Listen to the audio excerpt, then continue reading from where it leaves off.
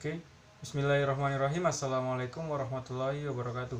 Perkenalkan, nama saya Muhammad Rahmadian Farudin dengan NIM S1S1 20084, jurusan Teknik Informatika Fakultas Teknik. Di sini saya akan review sebuah materi dari mata kuliah aljabar linear, yaitu vektor cross product. Kita perlu ketahui bahwa cross product adalah bentuk perkalian antara dua vektor yang akan menghasilkan vektor yang tegak lurus dan dengan kedua vektor itu di dalam dimensi. Di sini kita perlu ketahui bahwa vektor itu mempunyai arah dan panjang atau besar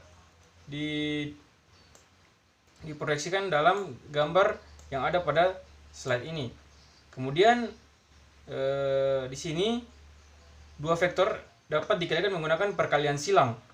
Di sini ada sebuah gambar di mana ada dua vektor yang membentuk sebuah sudut. Oke. Kemudian kita lanjut, produk silang vektor A cross vektor B dari dua vektor adalah vektor lain yang berada pada sudut siku-siku keduanya, dan itu semua terjadi dalam 3 dimensi. Di sini ketika vektor A cross vektor B, maka ini akan menghasilkan sebuah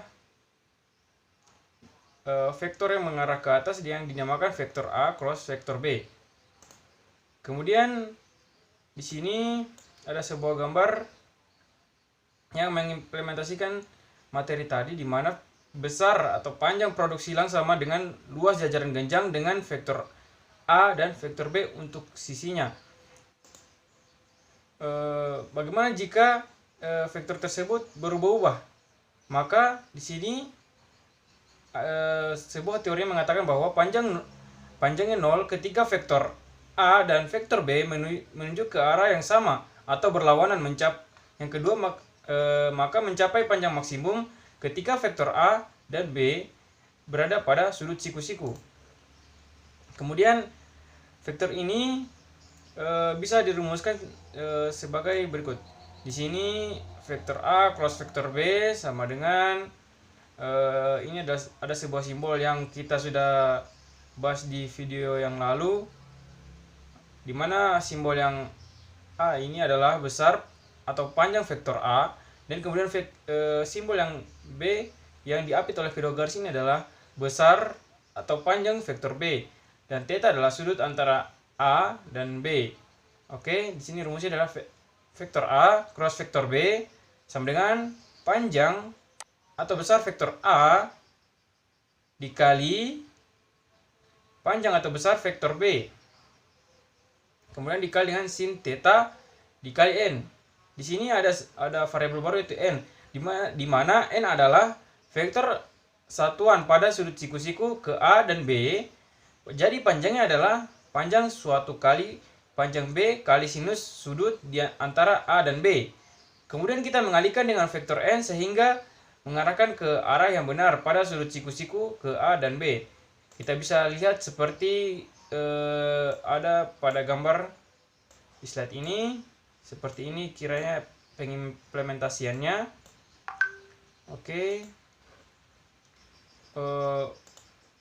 Kemudian di sini atau kita bisa menggunakan rumus ketika A dan B dimulai dari titik asal, di mana di sini ada 3 dimensi, yaitu X, Y, Z, atau bisa diumpamakan 0, 0, dan 0.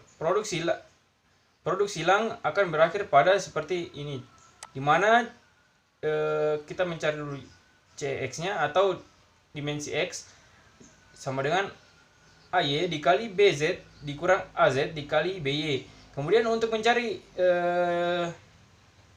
dimensi Y, kita menggunakan rumus CY sama dengan AZ dikali BX dikurang AX dikali BZ.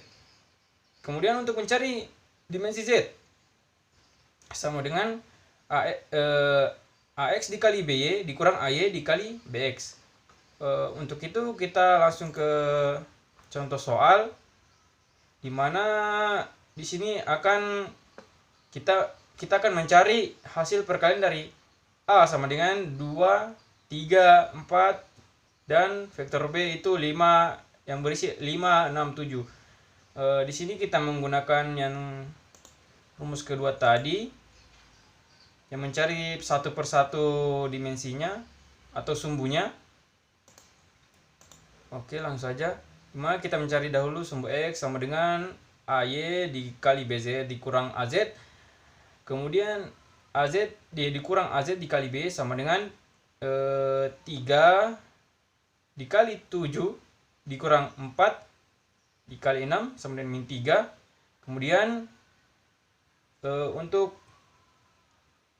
sumbu Y nya sama dengan AZ dikali BX dikurang AX dikali BZ sama dengan 4 dikali 5 dikurang 2 kurang 7 sama dengan 6. Kemudian untuk sumbu Z atau yang bisa kita bilang dimensi Z sama dengan A X dikali BY sama dengan AY dikali BX sama dengan 2 dikali 3 maksud saya 2 dikali 6 kurang 3 dikali 5 sama dengan min 3. Jadi jawabannya adalah dimana vektor A cross vektor B sama dengan min 3, 6, min 3.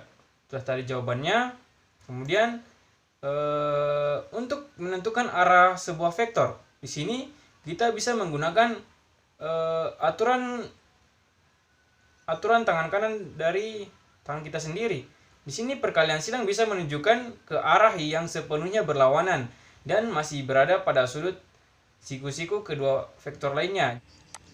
Di sini kita bisa mendefinisikan vektor tersebut dengan jari jempol, jari telunjuk, dan jari tengah, di mana vektor A itu adalah didefinisikan dengan vektor A, kemudian vektor B itu didefinisikan dengan jari tengah. Kemudian untuk vektor A cross B adalah didefinisikan dengan jari jempol. Mungkin itu saja yang saya bisa sampaikan pada video kali ini. Lebih dan kurangnya mohon dimaafkan. Saya akhirin ucapan wabillahi taufiq wal hidayah. Wassalamualaikum warahmatullahi wabarakatuh.